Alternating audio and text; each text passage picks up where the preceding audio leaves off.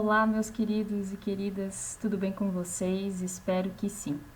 No dia de hoje, nós somos uma grande turma, a união de todas as unidades, né? E eu estarei aqui com vocês para a gente relembrar alguns conteúdos que foram trabalhados desde o início do ano. Nas próximas semanas, vocês já estarão com os professores de vocês. Eu sou a professora Marina, eu trabalho com a unidade de Balneário Camboriú. E no dia de hoje quero receber todos vocês com um grande abraço, né, virtual, com muito carinho, dizer que a gente está com bastante saudade de vocês, do nosso ambiente escolar, mas que infelizmente daqui para frente a gente vai precisar que seja online por um tempo, tudo bem? Bom, vamos lá. Na aula de hoje, meus queridos, nós vamos relembrar alguns conteúdos, certo? O primeiro conteúdo que a gente vai relembrar é sobre eletricidade. Vamos relembrar cargas elétricas, processos de eletrização, circuitos elétricos e o eletromagnetismo. Tudo bem? Então vamos lá. Bom, nós já sabemos que nos dias de hoje é impossível imaginar a nossa vida sem a eletricidade. Ela está presente em todos os momentos, em todos os lugares e em todos os utensílios que a gente usa comumente. Conceitualmente, nós podemos definir a eletricidade, vejam aqui, ó, é definida como a parte da ciência que estuda os fenômenos que ocorrem graças às cargas elétricas, os átomos e a matéria, certo? Tenho 3 palavras em destaque aqui com vocês: cargas elétricas, átomos e matéria. É em cima dessas 3 palavras que a gente vai começar a relembrar o nosso conteúdo. Bom, tudo no nosso planeta, né, tudo que existe, a origem de tudo se deu lá muitos anos atrás com a grande explosão que foi o nosso Big Bang. No momento da grande explosão, após o fenômeno da grande explosão, aconteceu a formação de uma nuvem de poeira e a partir dessa nuvem de poeira teve a formação de 3 partículas fundamentais que são os prótons, os elétrons e os nêutrons, que são as nossas partículas fundamentais. Essas 3 partículas, elas foram se unindo e com o passar do tempo foram formando os nossos elementos, hélio, hidrogênio, oxigênio, que são todos aqueles elementos que a gente tem lá na tabela periódica, certo? E se a gente observar ao nosso redor, tudo que está à nossa volta é composto por matéria, a gente chama de matéria. E o que é essa matéria? Então, matéria é tudo aquilo que ocupa um lugar no espaço e que tem massa. Então, o que seria dizer ocupa um lugar no espaço? Lugar no espaço é o local. Então, se eu estou ocupando esse espaço, não tem como outra pessoa ocupar exatamente o mesmo lugar que eu estou, porque eu ocupo esse lugar e eu sou feita de matéria.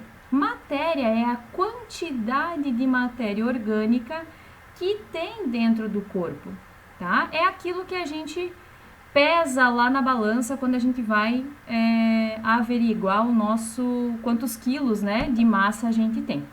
Então, matéria é tudo aquilo que ocupa lugar no espaço e tem massa. E do que é feita essa matéria? Então, essa matéria é feita de pequenas partículas chamadas de átomos. Por que pequenas partículas, né? Um átomo hoje teria mais ou menos, para vocês imaginarem, como se fosse um grão de areia dividido 10 milhões de vezes. Então, é extremamente pequeno, né? Não tem como a gente ver a olho nu a presença dos átomos. Mas toda a matéria, tudo que existe, tudo que a gente pode ver é composto por átomos. Tudo bem? Bom, os nossos átomos, basicamente, em que compõem a matéria, eles são formados por aquelas 3 partículas fundamentais que eu falei para vocês lá no início. Os prótons, os elétrons e os nêutrons, tá? No modelo atômico atual que a gente tem, vocês podem ver aqui no slide que a prof fez para vocês, bem no cantinho aqui, os nossos átomos, eles têm 2 regiões. Na região central, que a gente chama de núcleo, nós temos os prótons e nós temos os nêutrons, tá? Ao redor, fazendo movimentos orbitais, nós temos os elétrons que se encontram na eletrosfera, tá? Nessa época, onde a gente conseguiu já saber essa constituição dos átomos, também já se sabia que acontecia a atração e repulsão em cargas elétricas. Então, cargas de mesmo sinal se repeliam, cargas de sinais opostos se atraíam. E em função disso, baseando-se nesse conceito, foi que instituiu-se que na região central do átomo, no núcleo, estavam as partículas positivas e neutras, e na eletrosfera estavam os elétrons, que são as partículas negativas, porque elas estão afastadas, elas estão em movimento. Então, o átomo fica nessa constituição exatamente por ter positivo e negativo. Então, relembrando, nós temos os prótons, os elétrons e os nêutrons, tá? Durante esse período, né, que estava se estudando as mudanças dos modelos atômicos, também grandes avanços aconteciam na área da eletricidade. Quando o Joseph Thomson, que foi um dos cientistas que estudou os modelos atômicos, descobriu ou falou justamente dessa questão de prótons ser positivos, elétrons ser negativos e os nêutrons não terem carga, um avanço muito grande aconteceu lá na área da eletricidade, com os cientistas que pesquisavam a eletricidade. Porque, afinal de contas, agora se sabe que a matéria tem carga elétrica, tem energia positiva, negativa, né? E isso se relaciona. Sabendo disso, foi possível descobrir que a matéria possui a carga elétrica e a gente consegue medir essa carga elétrica. Então, olha só, sabendo que os prótons possuem carga elétrica de sinal positivo, como já falamos, os elétrons de sinal negativo e os nêutrons não têm carga, a gente pode medir a carga elétrica da matéria. E essa carga elétrica, né, ficou instituída no sistema internacional, sendo simbolizada com a letra Q. E a sua unidade de medida é o Coulomb, representado hoje pela letra C, ok? E como que a gente calcula essa carga elétrica? A carga elétrica a gente usa aquela formulazinha que a gente já aprendeu a calcular.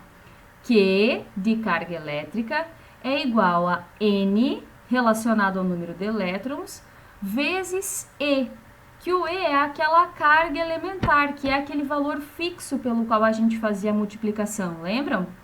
Que vale 1,6 vezes 10 na menos 19, elevado ao expoente menos 19. E a carga elétrica é medida em Coulomb. Lembram, pessoal, dessa atividade, dessas questões que a gente trabalhou na apostila, lá no início do ano, de carga elétrica? Tudo bem? Então, vamos adiante. De modo geral, as partículas elas possuem a mesma quantidade de cargas positivas e negativas. Sendo essa quantidade igual, a gente pode dizer que os átomos eles são neutros. Neutros quer dizer que eles têm a mesma quantidade de prótons e a mesma quantidade de elétrons. Isso é um átomo neutro. No entanto, pode acontecer a movimentação desses elétrons. E aí, quando acontece a movimentação, seja para mais ou para menos, a gente pode dizer que essa partícula ou essa matéria está eletrizada. E é aí que entram aqueles processos de eletrização que a gente estudou. Estão lembrados? Então, quando um átomo recebe ou perde elétrons, ele se torna eletrizado, num processo de eletrização. Nós temos hoje 3 processos de eletrização: atrito, contato e indução. Lembram que a gente aprendeu os 3 processos? Então, vamos relembrar o primeiro processo, que é o processo de atrito, tá? A eletrização por atrito ocorre basicamente quando a gente tem o atrito, que é a fricção. Então, nós temos um objeto ou um corpo inicialmente neutro, que quando é atritado, acontece a transferência desses elétrons, sendo que no final desse processo, nós ficamos com um objeto carregado positivamente, ou seja, ele perdeu os seus elétrons, ficando com mais prótons, então nesse caso ele é positivo. E o outro que recebeu os elétrons, ele fica eletrizado negativamente, porque ele ganhou elétrons, então ele tem mais elétrons do que prótons nos seus átomos, certo? Então, sempre após uma eletrização por atrito, nós temos um objeto que fica positivo e um objeto que fica eletrizado negativamente. E na eletrização por atrito, lembrem, nós temos que sempre ter a fricção. O outro processo de eletrização é a eletrização por contato. Nesse tipo de eletrização, é necessário que os objetos apenas se encostem, não é necessário a fricção, como no caso do atrito. Então, os objetos apenas se encostam. Para isso acontecer, eu preciso que um dos objetos já esteja eletrizado, pode ser positivo ou negativamente, e o outro objeto esteja neutro. Nesse momento, observem no desenho, quando a gente aproxima um objeto carregado, nesse caso aqui ele está positivamente, os elétrons migram para o objeto que já está carregado e ao final desse processo, quando eu afasto os dois objetos, ambos ficam carregados com cargas de mesmo sinal. Nesse caso aqui, ambos estão positivos no final do processo. Então, lembrem, após a eletrização, nós temos um processo onde os objetos ficam com o mesmo sinal. Atrito, sinal diferente. No contato, sinais iguais. Tudo bem? O outro processo é o processo de indução. Esse aqui é aquele que a gente viu que é um pouquinho mais complicado. Lembram? Que é necessário alguns elementos a mais. Então, vamos acompanhar com a prof aqui no modelo das esferas que a prof fez. Então, no processo de indução, nós temos que ter um corpo já carregado e o outro neutro. No caso aqui, a esfera A está neutra e a esfera B está carregada. Então, primeiro passo é eu aproximar esses dois objetos. Vejam, não há o contato e nem o atrito. É apenas a aproximação. Quando eu aproximo esses objetos, nós temos aquele fenômeno de atração e repulsão acontecendo. Então, vejam, o objeto A ele era neutro, então ele tem partículas positivas e negativas em mesma quantidade. Quando eu aproximo do objeto B, que está carregado positivamente, os elétrons migram para a região mais próxima daquele objeto B. Então, nós temos uma movimentação desses prótons e elétrons dentro do nosso objeto A. O terceiro passo para essa eletrização é a conexão de um fio terra, que a gente chama. Então, vejam no passo 3, a gente conecta o objeto A um fio terra, ou seja, um fio que está conectado com o solo. Nesse momento, olha o que acontece. Os elétrons que estão no solo são atraídos para o objeto A em função da movimentação das cargas que aconteceu no passo 2 que a gente viu ali.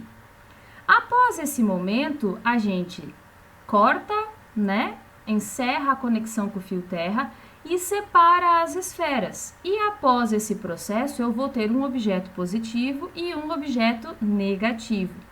Então, nos processos de eletrização por indução, eu inicio com um objeto neutro e um carregado. E após o processo, eu vou ter dois objetos com sinais diferentes, um positivo e um negativo.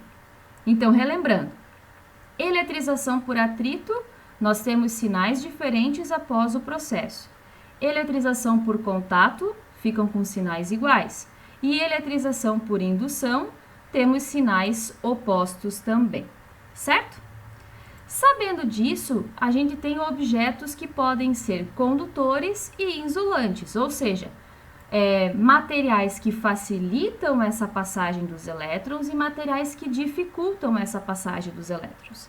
Então, aqueles materiais que são condutores, eles facilitam a passagem dos elétrons. E os materiais que são isolantes, eles dificultam a passagem dos elétrons. Vai alguns exemplos para vocês aí. Condutores: ferro, inox, alumínio, prata, né? Isolantes: madeira, isopor, vidro. Então, condutores facilitam o processo de transferência dos elétrons e os isolantes dificultam esse processo. Ok? Bom, até agora, até esse primeiro momento, a gente discutiu sobre matéria, átomo e a carga elétrica, né? Que pode ser passada de um corpo para o outro. Porém, essas cargas, elas estão dentro das matérias ali paradas, né? Para que possa ocorrer a transferência desses elétrons ou a movimentação desses elétrons e para que a gente possa ter os nossos equipamentos funcionando, é necessário que essas cargas que estão ali dentro estejam em movimento ordenado. Então, os objetos só funcionam, né, só transmitem essa energia, essa carga, se estiverem em movimento ordenado. Então, para ordenar o movimento dos elétrons, ele precisa estar ligado a uma fonte de energia. Uma pilha, uma bateria, a tomada, senão ele não vai funcionar, não vai fazer esses elétrons entrarem em movimento ordenado, tá? Então, quando a gente tem o acionamento, né, dessa pilha, dessa bateria, os elétrons passam a se movimentar de forma ordenada. E aí a gente diz que a gente tem uma corrente elétrica acontecendo. Vejam no desenho. No primeiro momento, eu tenho os elétrons em movimento desordenado, ou seja, esse objeto não está conectado a uma fonte, né, de energia, uma pilha, uma bateria, a tomada, enfim. Quando eu conecto isso a essa bateria, nesse caso, os elétrons passam a se movimentar de forma ordenada. E aí a gente tem o que a gente chama de corrente elétrica, certo? Essa corrente elétrica nós também aprendemos a calcular a intensidade dessa corrente, lembram? Então, a corrente elétrica ela é medida hoje no sistema internacional pela letra A, que é o ampere. E a fórmula que a gente usa é a letra I, que é a intensidade da corrente elétrica, é igual à quantidade de carga elétrica, que é a letra Q, que foi a primeira fórmula que a gente aprendeu a calcular, dividido pelo tempo. Essa também a gente já aprendeu, fez vários exercícios sobre intensidade e sobre o cálculo da corrente elétrica, lembram? Qualquer dúvida que vocês tiverem, a gente pode estar conversando depois e relembrando e tirando as dúvidas nas atividades, ok? Nós vimos também que essas correntes elétricas, quando elas estão em movimento ordenado, elas geram alguns efeitos. O primeiro efeito que a gente viu é o efeito Joule, ou o efeito térmico, que é nada mais, nada menos do que o aquecimento. Como aqui nós temos um exemplo, um aquecedor. Pode ser um chuveiro também, é um exemplo, né? Então, o efeito térmico gera aquecimento. Outro efeito que a gente viu é o efeito luminoso, que é a luz. Então, é uma transformação da energia elétrica em energia luminosa, ou seja, luz. E o último efeito que a gente viu é o efeito magnético, ou seja, quando nós conectamos a corrente elétrica a um metal e tornamos esse objeto magnético. Como, por exemplo, as portas dos condomínios, né? Que são aquelas portas de ímã de metal. Aquilo é um efeito magnético da corrente elétrica. Tudo bem? Anteriormente, a prof falou que precisa conectar, né, essas fontes, esses objetos, né, a uma fonte de energia, que é uma pilha, uma bateria, enfim, para gerar uma corrente elétrica. A essas fontes de energia, como a gente tem aqui no desenho, a gente dá o nome de gerador. Então, aquilo que gera uma corrente elétrica é chamada de gerador, certo? Esses geradores, eles fazem os movimentos, fazem os elétrons entrar em movimento ordenado porque eles oferecem aquilo que a gente chama de tensão elétrica, tá? Então, essa tensão, essa força, digamos assim, que obriga os elétrons a entrarem em movimento é necessário para que as coisas funcionem. E também, para que isso aconteça, nesse caso, a gente tem um caminho fechado, vejam no desenho. E aí a gente dá o nome desse processo de circuito elétrico, tá? Então, todas as nossas casas, as residências, as escolas, enfim, como a prof já falou, existe um circuito elétrico. As nossas luzes estão conectadas a uma central, essa central está conectada a uma central do prédio e conectada com a rua e assim por diante, formando um grande circuito. Aqui vou dar um exemplo para vocês, ó, no desenho do movimento ordenado. Então, quando eu aciono, por exemplo, o disjuntor da tomada para ligar a luz, os elétrons passam a se movimentar de forma ordenada, e aí eu tenho o efeito luminoso da luz acender. Quando eu desligo o disjuntor, olha o que acontece, os movimentos cessam. O elétron para de movimentar de forma ordenada e aí, nesse caso, a luz ela apaga. Tudo bem? Certo? Voltando a falar um pouquinho ali dos condutores e dos isolantes, como a gente já viu, é importante lembrar que mesmo os objetos, os materiais que são condutores, eles oferecem uma pequena resistência, ou seja, uma pequena dificuldade desses elétrons estarem passando, né, para a corrente acontecer. Então, a essa dificuldade, essa pequena dificuldade que eles oferecem, nós chamamos isso de resistência elétrica, tá? E essa resistência elétrica nós também aprendemos a calcular, que foi logo o assunto que nós estávamos tratando antes de tudo isso acontecer. Então, a resistência elétrica, ela tem como unidade de medida o ohm, que é aquela ferradurinha que a gente tem aqui no desenho, e ela é calculada pela razão, ou seja, da tensão elétrica, que aqui representamos pela letra U, dividido pela intensidade da corrente elétrica, que é a letra I, que a gente estudou anteriormente. Certo?